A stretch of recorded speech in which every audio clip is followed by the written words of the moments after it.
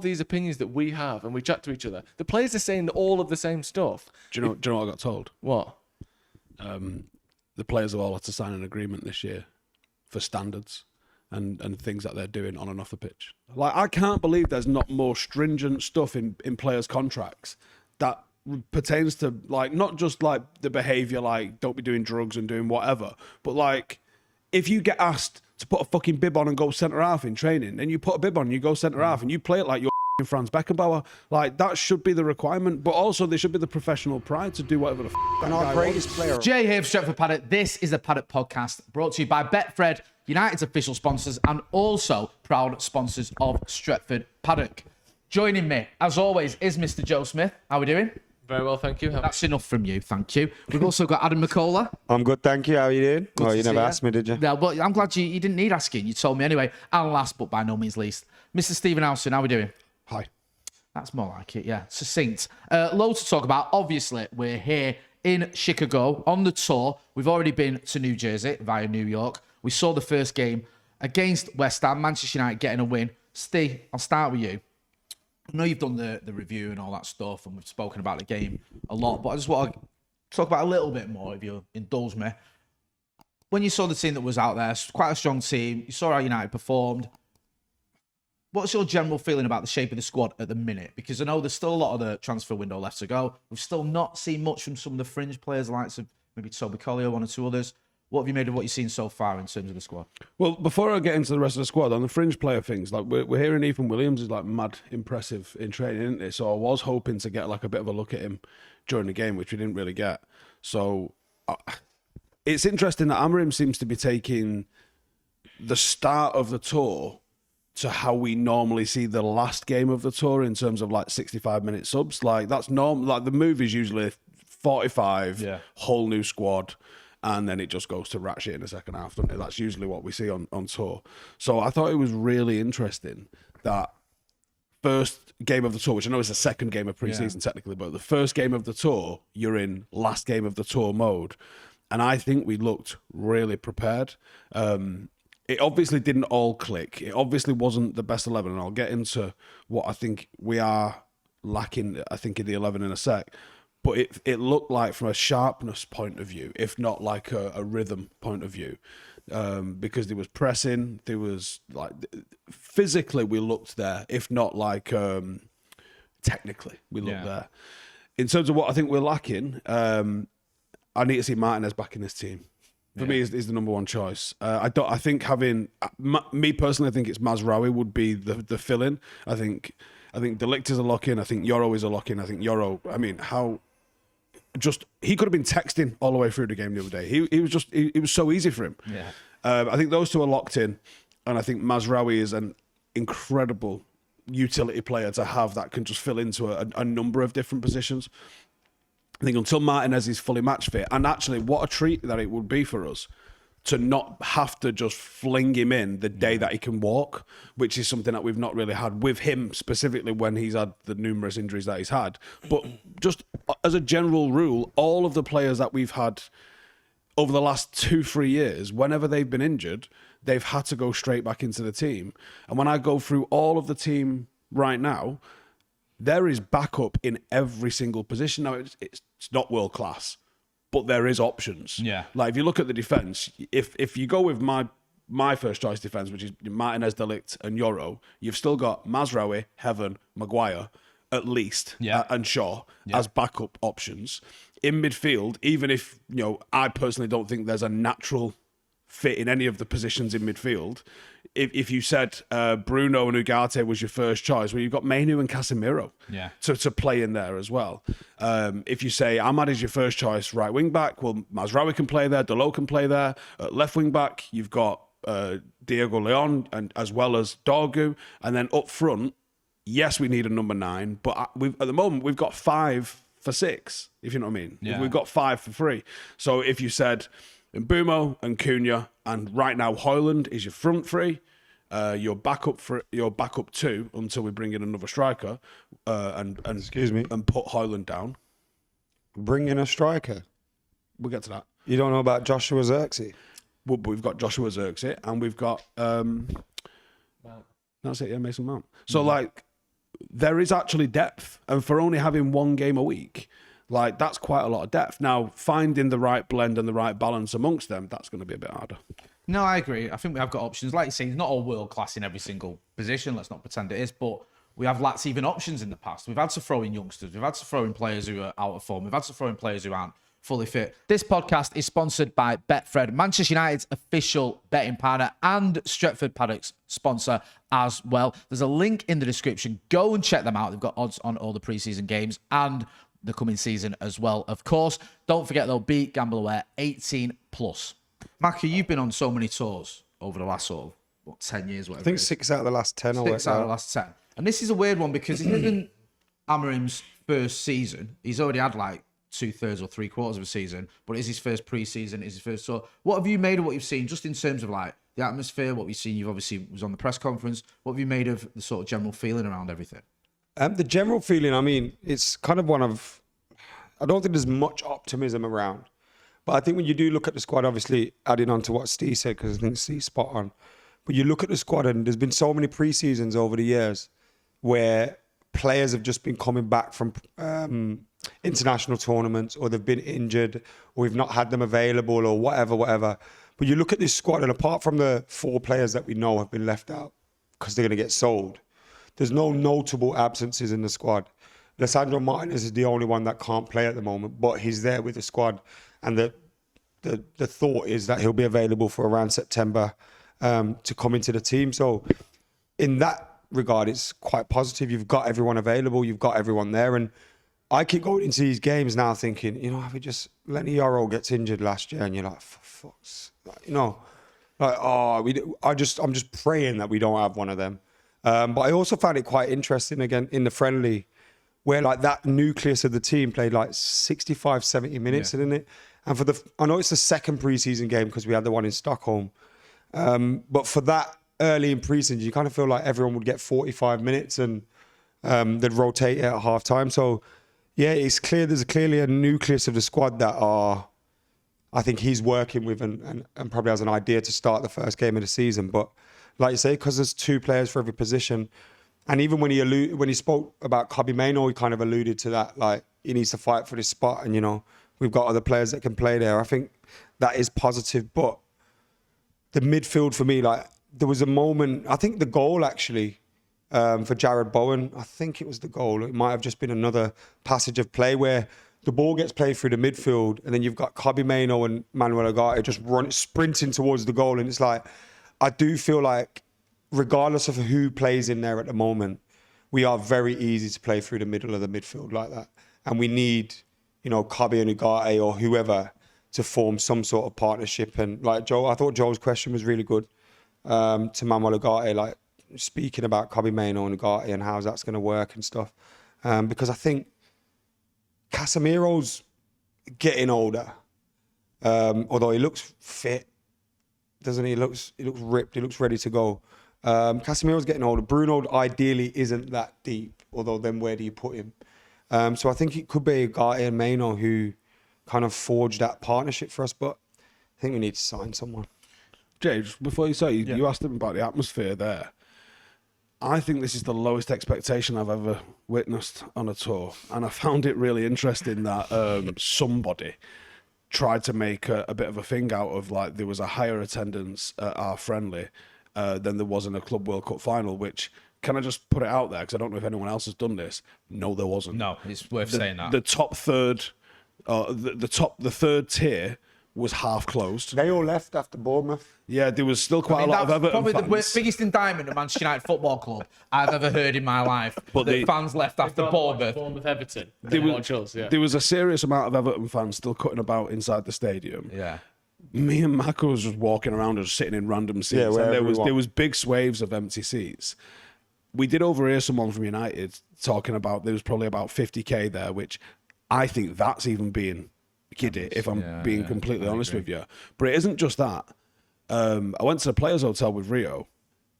We know what the Players Hotels are like. You can't get near them.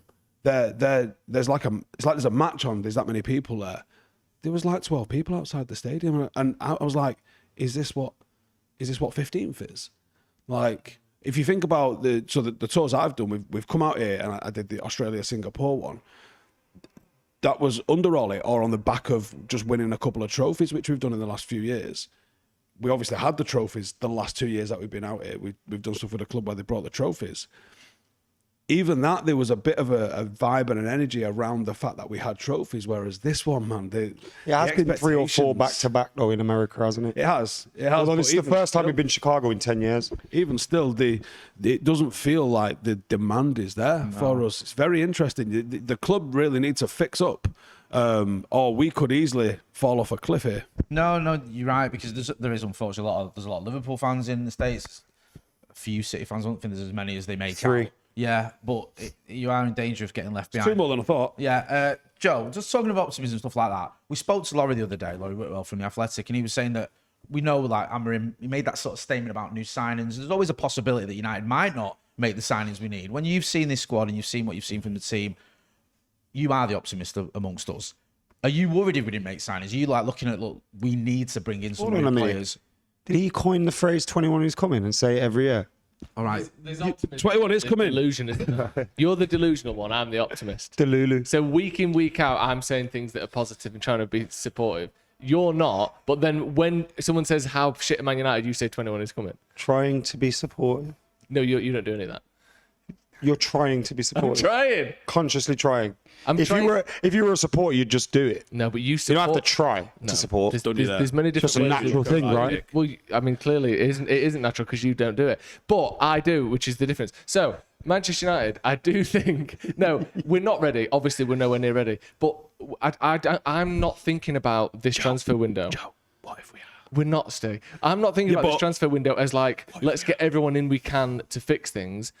I'm thinking of the next 3 years or the next 2 years almost as one window. Okay. Where in that time, with the new transfers we've got this summer, with the manager that we've got now, we have to get that as a window right. Those 2 years have to be right. So if there isn't the right striker available now, don't just spend 60, 80 million on someone that isn't right, but we can get them. Because it doesn't matter if we get Ollie Watkins now, if we get Sesko now. If they're not right, they'll be gone in 18 months. Look how many strikers we've brought in for loads of money. Not it won't, because we can't sell. Well, okay. Well, we got rid of Lukaku after 2 years, Ronaldo after 2 years, Cavani after 2 years. All the big name strikers we brought in the last decade were gone within 2 years.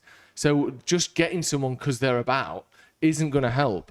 So I think maybe the squad obviously isn't ready now, but we have to think about what will it look like, who will become available, who will develop over the next 2 or 3 years, so that when we can get everyone in, when this process is sort of coming to a bit of a culmination, then the team will be ready. So I'm more than happy to start the season as we are. Not that I think that we'll do very well, but I think we can push into the top half. I think we'll improve on last season if there aren't the right people available. Don't go and waste another 70 million quid, because we've seen it's very easy to spend and it's not easy to spend well. So if we just go, oh, well, shit, we need to get someone else and we buy them, that isn't any indication that we're going to get any better or certainly sustain any improvement. So for me, to answer your question simply, we're not ready, but I don't mind that as long as we do the right things. As long as it's progress, right? Yeah, we need progress, but I think we've made progress already. There's no way what did we score last season? 40 goals or something, 42 goals. Bruno scored half of them and yeah. literally assisted the other half. I know, Bruno just did all of it. But I think I think we scored 58 3 years ago, 56 the year before that, the year after that, and then last year was 42 or 44, whatever it was. We've definitely added goals to get up to where we were under Ten Hag. And we finished third under Ten Hag. I'm not saying we're going to, but I think if everything goes well next season, we can score enough goals to finish in the European places. If that's all that next season is, I think we have to accept that. I mean, I'd be more than happy with that. How many European places is the conference? Well, there's about 7 or 8. But that's what I mean. We didn't get there this year. We can literally half our league position and still be one of the worst Premier League finishers we've ever had. Like, that's how bad it was last year. So I just think as long as there's improvement by the right players, not just any players. Well, if we could improve to 9th, then it'd still be our second worst ever Premier League finish. I know. Would you take that if they said? I don't know. I don't know if you can sit here asking what you would take, because you don't know the circumstances at what you arrive at the end of the season. We could bring Ollie Watkins in, and then you could have like a mass injury situation where you're playing Cheeto again. Like we haven't, you can't say what you would take without knowing the circumstances. We might get to the end of the season and not have 20 minutes of injuries and be like, well, we probably should have done better without those injuries. Yeah, I definitely agree with that. Arsenal have had a couple of them seasons. Once again, thank you to Betfred for sponsoring the podcast today. If you want to check out any of the odds for the preseason games and, of course, next season as well, click the link in the description. They are Manchester United's official betting partner and they are sponsoring Stretford Paddock. So go and click on the link and check them out. And as always, make sure you are gamble aware and 18 plus. Thank you to Betfred for sponsoring the show. You sort of alluded to it there about how he's approached the games, Ruben Amorim. And we kept saying last season when things were going wrong, and it didn't take long for things to start unraveling for him. About 3 games in, wasn't it? Yeah, literally, I think it was. About the importance of pre-season, about how I think there was reports that he didn't even want to come midway through the season. He wanted to come at the end of the season and have a full pre-season. How much of a difference do you think that's going to make for him? Because he's got a couple of signings in, 3 if you count Leon as well, to be fair. I know Mbumo's not played yet, but he's been with the squad. We've seen him training. How much of a difference do you think that can make, having that pre-season, having a couple of players new into the squad and getting them in early doors? Pre-season's obviously important, but I don't know if sometimes we place like an overemphasis of importance on it, because what did they get at Carrington before they're coming out? 2 weeks, right? Those first 3 days, they're probably just testing, right? So it probably takes them a good few days to start actually putting any work in. And that's probably mostly fitness. There'll be a lot of video and there'll probably be a lot of handouts and there might be a lot of walkthroughs and things like that. But you think, how much work can you actually get in before you come on the plane? Because then once you're on the plane, you're back in what I would call a league schedule where, you know, you're playing, you're training, you're recovering. You're not really doing too much extra because the travel takes enough out of you. Now, I think us just being on the East Coast this year versus a couple of years ago, we started on the East Coast and moved to the West Coast was insane. The year after, at least we started wide and came closer.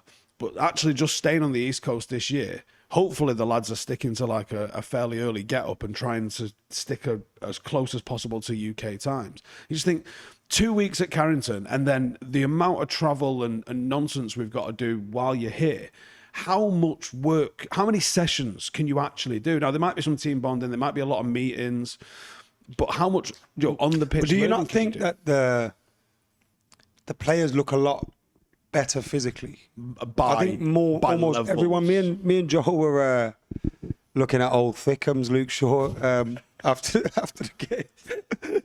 he was training. He was like just playing some little pass. I think it was his son or someone. They were just taking some shots, but he looked in good nick. Yeah, we would have recorded it, but it's a bit weird, like filming some fella with his kid in it. But yeah, it was just knocking about, just messing about on the pitch, and we did both comment on 2 things.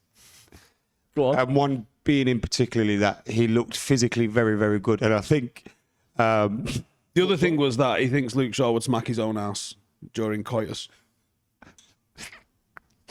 That may or may not be true. You would know if you had that. Right, moving swiftly on. Casemiro looks shredded. Cobby looks shredded. They all look like... Cobby looks like he's physically a lot better as well. And that's one of the things, because the manager as well, when I asked him that world-class question in the press conference... Yeah. When I asked him that world-class question in the press conference, he did mention how he wanted him to get fitter and he needed to constantly be on the move. He felt like because he was so good, he sometimes maybe switched off in games, maybe didn't do the running that he had to do. What? Sorry, carry on. Sorry, I was just going to say. I was just going to say, I'm going to pass Joe the mic in a minute because I'm going to ask him a question, but carry on. Nah. Cobby looks fitter. Right. Yeah, no, maybe they got told, we want you doing 5Ks at home or you know, maybe they all got a back end of the season. Maybe they all got put on a diet plan or something. You know what I mean? Our physical levels have been all over the place for so long. For years, yeah. Maybe that comes with chopping and changing managers all the time and not having a fixed way of doing things because managers will see players differently and how they want them to be physically. So yeah, it looks like everyone's getting wham. They're on that Stephen Howson. Have we been here before, though, Macca? Because I remember Chicago, yeah. But the training session, I remember having these similar conversations. Was it last year? Where we were going, Casemiro looks shredded and these look fit and players look sharp. I remember people saying, not you, but some people saying, Anthony looks really sharp, and it was like, are we in danger of Don't repeat what I said about the same cycle again, or do you feel like there is a little bit of a difference this time? I don't know. I mean, the proof is in the pudding, isn't it? I think with a lot of this stuff, like, but how many times has Amorim talked about Mainu getting quicker or being faster on the ball or sharper? But not a lot. I think he has been working with him, and I think that's been his. I think he's aware of the massive talent that he has. Yeah. And I think last year he was probably like, you need to sort this, and this out. Yeah. And that's why when there was a lot of talk about the manager maybe not fancying Kobbie Mainoo, could he leave, could he this, could he that? Kobbie Mainoo's never kicked up a fuss, never said anything. I think he's been aware that this manager does he's going to get me into this team. He just needs to work on me. But I think that is indicative of what the whole squad needs. How many times last season did we look half a step behind? We looked like we were jogging when they were sprinting. Oh, about 9 months of the season. Yeah, they're swarming in packs, and you've just got Bruno sprinting past Hoyland to try and press. Like, can we talk about like getting a mobile midfielder or a mobile this or an athletic that or whatever? But like over 10 yards, no human on the planet is 4 seconds quicker than Kobbie Mainoo. Do you know what I mean? Most of running, especially over that distance, is in your head. How quick do you read the room? How quick do you start running? How quick do you turn? It's 100% desire. At that. Yeah, exactly. So it's like, yes, a leggier, longer, bigger centre mid can cover the entire length of the pitch, maybe a second and a half faster than Mainoo. But these are all quick, athletic people. You know, it's all about confidence and energy and the room and your teammates feeling like they're supporting you, working and hunting impact. All of that stuff makes us look a lot quicker than just getting Usain Bolt at left wing. Like, do you ever see Usain Bolt at Soccer Aid? He didn't even look quick because he ain't a footballer. He can't control it. He doesn't start running at the right times. He don't know what he's doing. Like, do you know what I mean? He didn't fucking. Do you know fly why? past everyone. Because he was played out of position. Yeah, where should he have been playing? Centre half. Centre half. Maybe 6'6", fast as out. Yeah, he should have been. But do you know what I mean, though? It's like fast as fuck, he gets the Reds excited. 9.58 seconds. Anyway, I just think that a team that is confident, that is well drilled, will look quicker, more energised than just getting in a big, tall, fast centre mid. Like, what we've seen so far is much more promising and exciting to me than just the promise of, you know, a new transfer. I'm more excited by that. I'm also. I don't know if he's just absolutely charmed the pants off me. But Ruben Amorim's a fucking guy, isn't he? He's the bollocks. He's class. I want to be his friend, man. It's just everything about him. He's one of those guys, like, imagine his missus putting on him. He just sweet talks his way out of everything. You just know it. Yeah. You just know it. He's going to pick the kids up from training. Yeah, he's just a poet, man. And he didn't. He says everything right. I mean, that's what I mean. We could be absolutely just getting charmed out of our pants and he's a blagger, but I just feel confident when he talks, like a man with a plan. And I don't think he's like, there's been talk about, will Ratcliffe and that get worried and sack him? I think he's been aware the whole time. Last year was a free hit. Like, you know, let's get this squad ready. He's the fucking man. He is the man, isn't he? You know, if anyone's getting it right, it's going to be him. Because if he doesn't, I'm finished. If he doesn't, I'm finished. I did manage to get quite close to Barada and Amorim. I love a Barada, and Wilcox. What day was that? It was match day, wasn't it? Yeah, match day. Yeah, it was. And just seeing them interact with each other, it did feel like they were all on the same side. I mean, they were literally. You'd hope so, innit? Yeah, but they were literally like, they were bantering each other, like. You know, Rio's like, are you ready for the season? How's the fitness going? How's the rest of the transfers? Like, if he fucking hurries up, like, you know, like there was a comfortability about it. Like like people misconstrue the way we communicate with each other. Yeah, we wouldn't banter each other as hard as we do if we didn't like each other. And I feel like there was a little bit of that going on. It looked like a quite a good working relationship. I think when people genuinely don't like each other or they're not working, they're just quiet. That's probably why Dan had to go. Maybe he was jiving. You know, if he's like, you never picked my guy. That like Barada and Wilcox obviously know it's City, get on really well. Yeah. That he was a little bit like the third wheel in that maybe relationship, and obviously Ratcliffe and Wilcox. I've heard from a few people, and like I spoke to Wilcox for 30 seconds, but like from what I've heard from other people is, he's sharp. Yeah. Like he's all over it. Like, there's a few people that I've spoke to this week that I've gone. He's doing bits, and a lot of the stuff that he's doing isn't surface stuff that you're actually seeing, and it's one of them. Like, you think a lot of the times when we're observing from far out, it feels like nothing's happening. Yeah. I can't imagine that that's the case. I feel like they're getting amongst it, and I feel like they're trying to fix it, and I think they're trying to prepare, and I feel like they're trying to change the club's perception. Can I ask a question to all of you? course Me and you can. Joe were having a conversation about him the other day. Rasmus Højlund. Come on. And Joe seemed to like suggest, not that he was 10 out of 10 or anything. Do you want to say what you thought, Joe, rather than me? Yeah, I think my exact words were, I thought he played all right the other day. And I thought he had some sharper moments. They were stronger than that. Okay, do you remember You what they said he was fucking classy. Yeah, no. I said, I thought he actually looked all right. I did. And I said, because he's been so poor, Yeah. and he doesn't do the basics well. When he does the basics, all of a sudden he looks like he's done all right, but really he's still not good enough. How do you feel if the window closes and he is still our main man? Because that is a potential worry. I don't think it's going to be the case, but I think it's problematic if he's our number one. There's still other options though. And Bumo through the middle, Bruno. Yeah, falls there is. fine. There's your boy Joshua Xerxes. Could he fit in there somehow? I think Steve, you spoke about this a few months ago. Is there even potential where it's like Xerxes a bit deeper and then pushing on? I thought it was very interesting that he played Mainu and Ugarte rather than going with. If he was going to play Bruno deeper, would you not come out of the gate in pre-season with that? You'd have thought so. Why move your captain and prefer most that. I important don't player like Bruno. around loads to accommodate others? And We've obviously seen Bruno in the FA innit? Cup final, haven't we, leading the line? I know it was a false nine sort of against City, but that's not beyond the realms of possibility. So whilst I think we all agree we do need a striker, I don't think it's a complete disaster because it's not just on Højlund. I think with Xerxes, with Bruno, with Cunha, with Bumo, that even Ahmad can play in sort of in that position-ish. I wanted to ask you something about... Chido's not ready either. Chido, sorry, I didn't mean to miss him out, but I think eventually will be. A lot of the players we've spoken about, even like Ugarte, you mentioned Mason Mount, we spoke to Laurie about him. Bizarrely, I even feel like Mainu might even fall into this bracket as well, and obviously Højlund have a little bit of a point to prove this season. It's like Shaw has been mentioned like almost a forgotten man. It's like, yes, you've just been part of the worst Manchester United side in Premier League history. Also, a lot of you have underperformed. A lot of you have got, not justified the wages you're on or the fee that we paid for you. Some people are questioning you. How much do you think that plays into it, some of these players, that they might have to almost play for the United career, but also that bit of professional pride as well, like, sort of shows what you're about.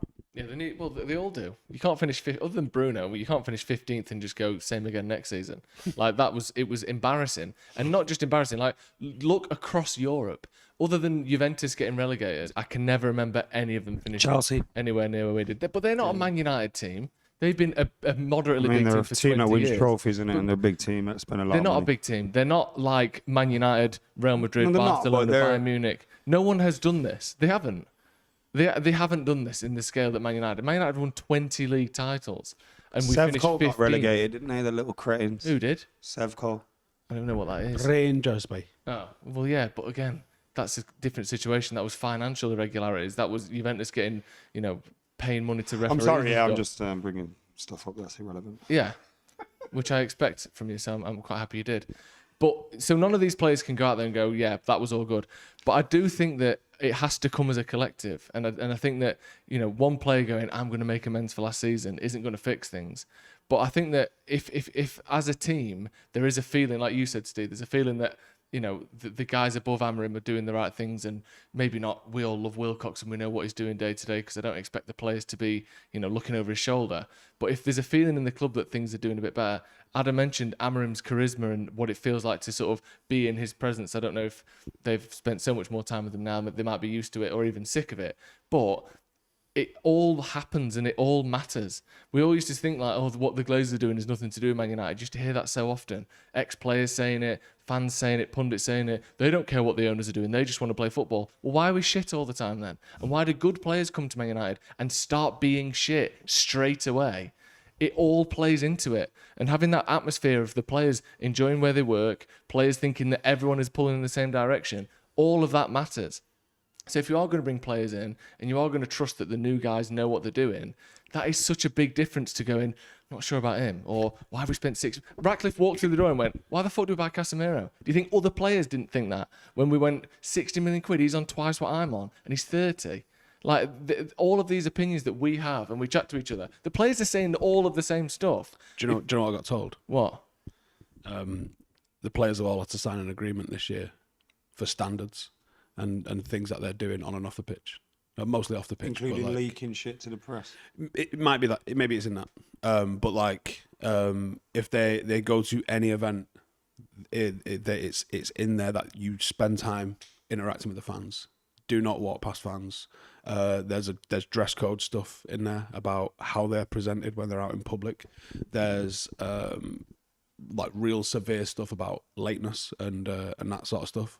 But it's really interesting that they've stuck it. I mean, because you would be like, hang on, they're professional footballers, like, and obviously the situation that we found with Jadon Sancho, but like, you would expect that level of professionalism already happens and is already in the contract, but it's clearly not. Like, and someone coming in, I don't know whose idea it is. I don't know if it's Brada, I don't know if it's Wilcox, I don't know if it's Amorim, I don't know if it's his assistant. I have no idea who the leading person behind this is, but there is a program in place that has come in this summer, which is a standards thing that all of the players have had to sign up to. But it pertains to dress and just every sort of one of those little standards that Fergie would have just instinctively had by the bollocks. It has been implemented this summer. So, but you're right, all of those little things like bringing in signings that don't really make a lot of sense and like weird, just like things that make you feel like the club's not pulling in the right direction. Things like this little agreement, they turn that around and they make you feel like this organisation is, working towards something, and it might be a small, seemingly on the surface insignificant thing, but these are the things that stack up, I think, towards the back end of the season, attitude and all that. Also, I think like failed transfers. I think Ineos are a little like, Liverpool have been able to absolutely splash the cash this year, because when they have gone for a player, we all can't stand them, but they have been run properly. When they go for a player and that player, they don't get him. Did they invest that Coutinho money in Bitcoin? I think so. Because they've withdrawn that out of the bank so many times, haven't they? We got $1 billion for it. Yeah, it feels also, like they're if a signing doesn't come through or goes to another club, they don't go, oh, we need to make one happen right now. Look at Naby Keita. They just that was a massively expensive flop. Never hear about it. But but that's because most of their other signings are successful. But I'm saying, like, yeah, you can be insulated. Like United have had flops under Fergie when we were successful, expensive flops. But because it was 1 in 7, and not 5 in 7, and even the flops weren't horrendous. It's not like Veron would be classed as a flop. Yeah, he'd walk in his team, and actually, when my memory of Veron, it was class in Europe. Yeah, he had a loss of good games. I know he didn't do what he was expected to do. But just on the sort of the flop front, if you will, we haven't got certain players here with this. Your floppy front. That's my business. I shouldn't have brought it up. Big mistake. You can get tablets for that. They don't work. We've got. Try take it too. The drugs don't work. They bloody should do. He's been having enough. I asked for this. We've got a lot of players. In the past, we've had players that aren't part of the manager's plans away on tour. We've had him here. We saw, was it Jadon Sancho, I think, last season playing under Eric Ten Hag, even though they hated each other. It was obvious Eric Ten Hag was never going to have him as part of his first team. This time round, it How many hasn't been times the do you case. reckon there was Eric Ten Hag's sitting there eating at breakfast, Jadon's watching, oh, fuck. Can I just go on record to say Jadon Sancho is the biggest waste of space ever, the worst signing Manchester United have ever made. I can't stand the sight of him. Good riddance to him. What a waste of fucking time. It's good that they've not brought him on. I think that's what the a point waste of to, talent. What a waste. Him, of just, Anthony Garnacho. Well, this is I mean, there's Sancho one, but he's not alone. There's like Anthony's shit in it. Like, everyone few. knows it, but at least he tries to play football, like the rest of them. Like Maguire, I think is an awful signing in general, but at least the guy wants to play for Man United, pulls his weight, fucking works hard. You can see there's a bit about him where he carries himself like a Man United player, even if he doesn't sometimes on the pitch. But Jadon Sancho, all that ability, all that hype, the geezer's just a fucking waste of time. I can't wait to see the back of him, genuinely. And it's sad.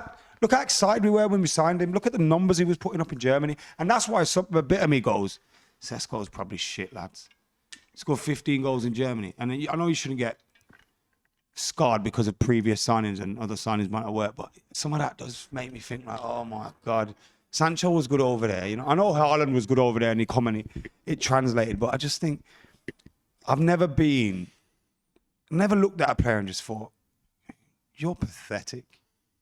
more than I do. Like we don't speak. I don't think it gets spoken about enough. We do talk about Jadon Sancho a lot. There's more to come with that as well. Yeah, there's more. Like I think it does. I think the whole fan base has turned on Jadon Sancho. No, but I mean, there's more to the story that isn't out in the public yet, and I hope it comes out. Because I think, I don't think there's anyone who's defended him or sticking up for him. I not don't think they're going Joseph, quite as you hard okay? as he is. But Hey, well, No, it just came to me.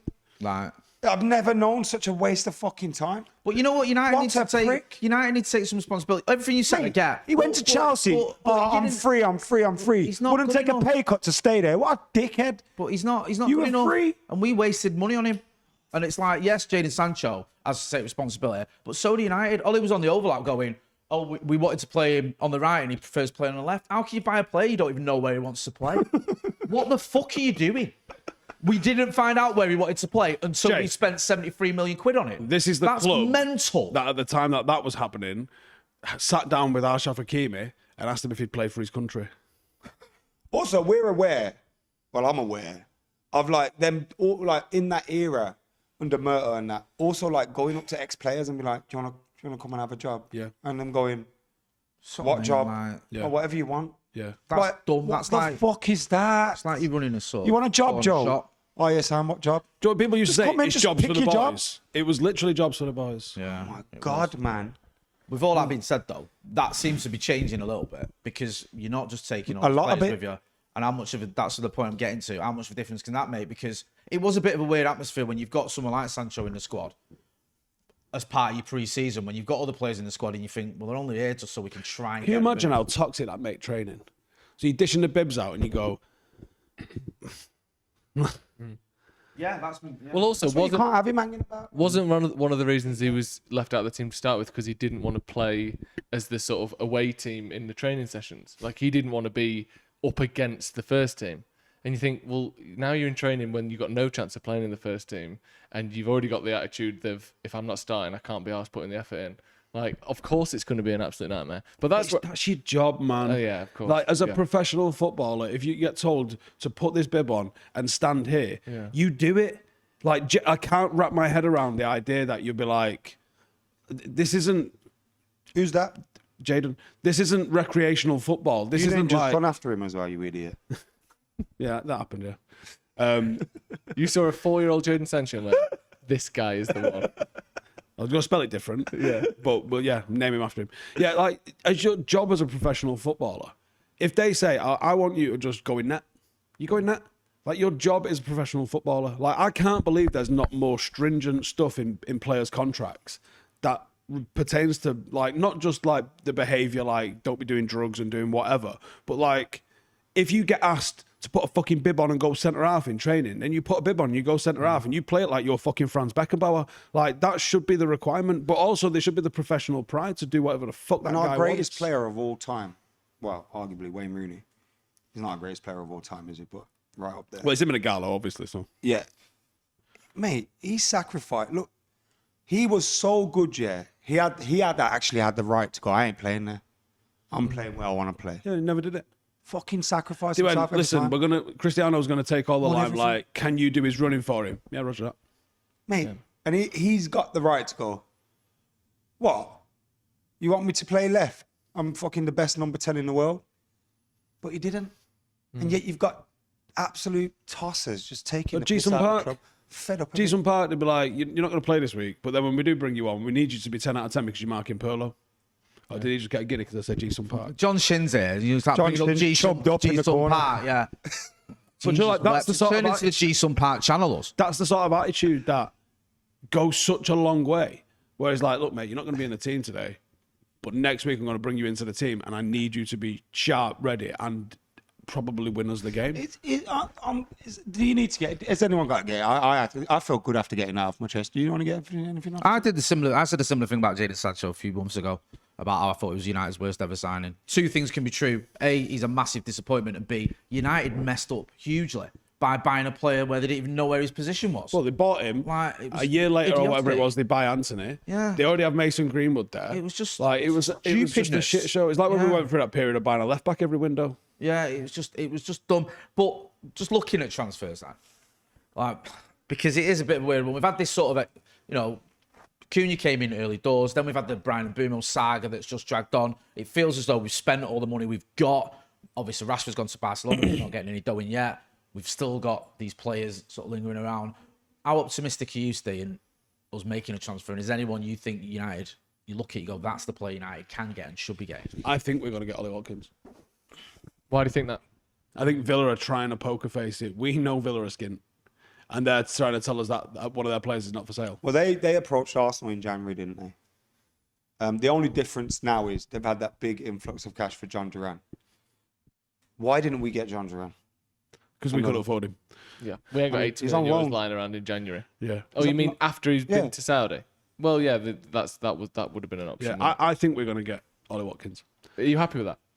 Yeah. You like him? Yeah, because I'm just going to have to address this because I think I said it on Transfer Review and I said we've kind of moneyballed the window by bringing in goals, and people are like, you don't understand Moneyball. No, you don't understand what I understand. When I refer to the Moneyball thing, I'm not talking about the pure value, which is what I think people are misunderstanding about what I say. We've not tried to buy your Mahrez and Kante's at like undiscovered value and bring them in. I'm talking about in the actual Moneyball thing where they buy runs, like they're literally figuring out where to buy runs. I'm talking about we've just gone and bought goals, Premier League proven goals. On Moneyball as well, they're not just getting like young kids who have never they're getting like people who people think are past it and stuff, and like, well, he's still getting this and this. Like Ollie Watkins could fit into that. If you get him for less than the 80 million they want for Sesko, but he can still get you 15 Premier League goals a season, that is some way towards that. Yeah, Like, for me, it's the buying of the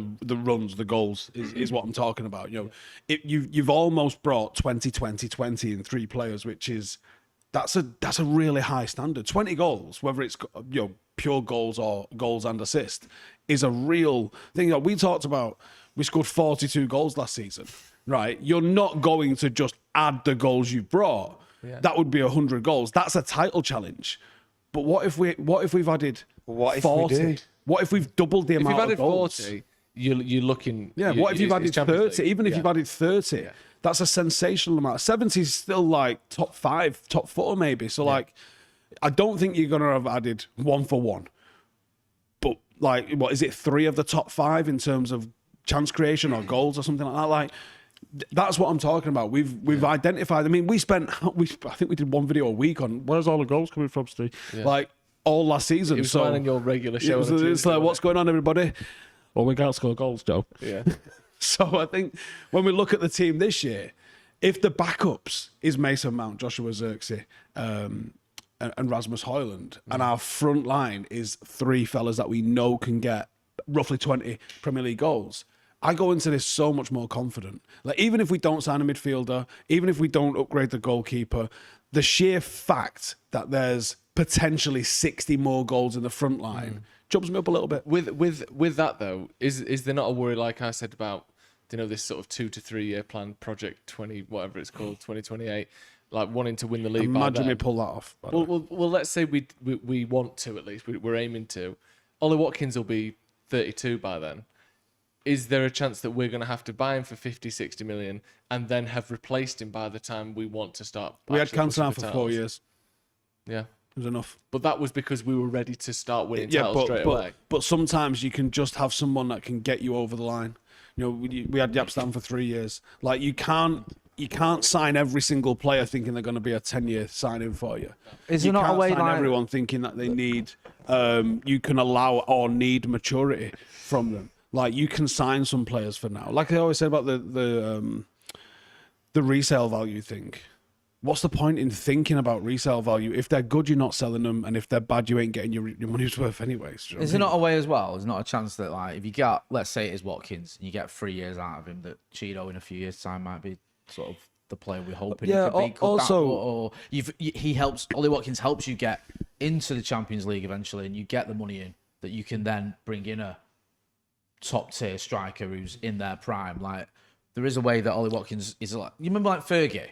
Like, he bought certain players, didn't he, that came in and did a job to help us win that first FA Cup. that weren't necessarily mad long term. Owen Hargreaves Like, wasn't a long-term signing, but did he even play 100 games for us? I don't think so. I mean, I think he was supposed to be. But, yeah, he was only 25 or something when he bought him. I don't think we thought He just made a biscuit. Yeah, but that do you know one what I mean? season was phenomenal. With the best will in the world, like you don't always get what you want out Also, of I think players. Ollie Watkins. Look, I think yes, we want to buy younger players, and yes, we want to bring in players that we're going to have a bit of a resell on and whatever.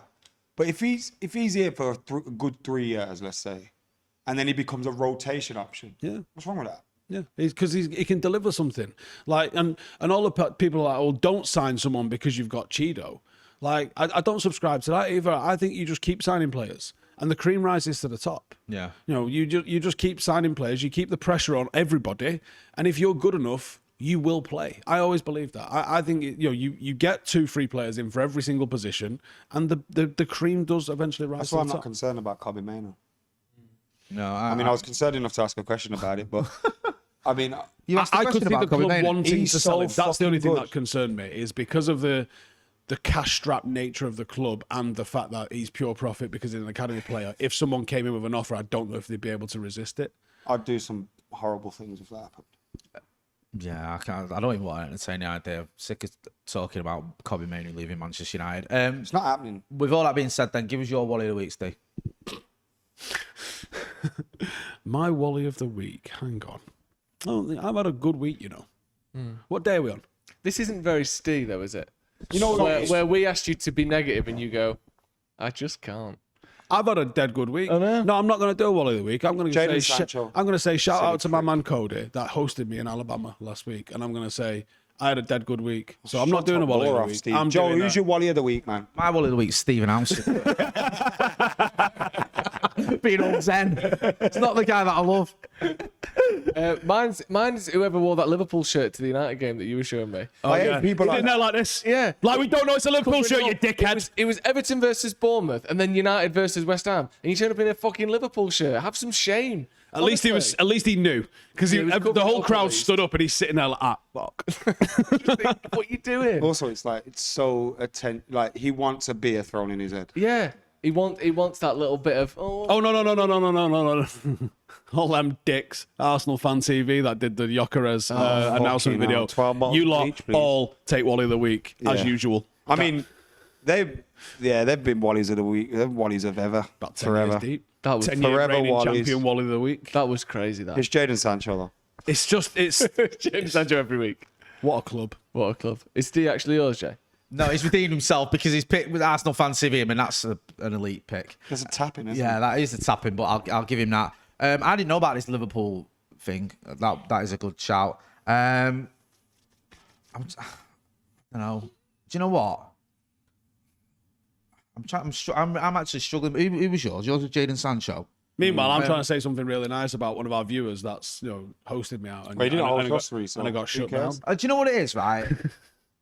So fuck you, Cody. Sorry. It's all these people, right, that are clipping up all this Marcus Rashford at Barcelona stuff, and he's played. I think is it 30 minutes, and it's like people clipping up, going, look at what he's done. He's so shit. Like, just move on from Marcus Rashford. He's gone to Barcelona. We want them to buy him. If you don't like him, surely you want to get some money for him. Just move on from it. I think he played 30 minutes. It's his first minute since April, and it's like people sort of almost trying to not, promote the idea of how crap he is and don't buy him. I don't get it. I think, I haven't where's seen your it. logic? No, I haven't seen So just like, honestly, it just does me head in. That's my Wally of the week.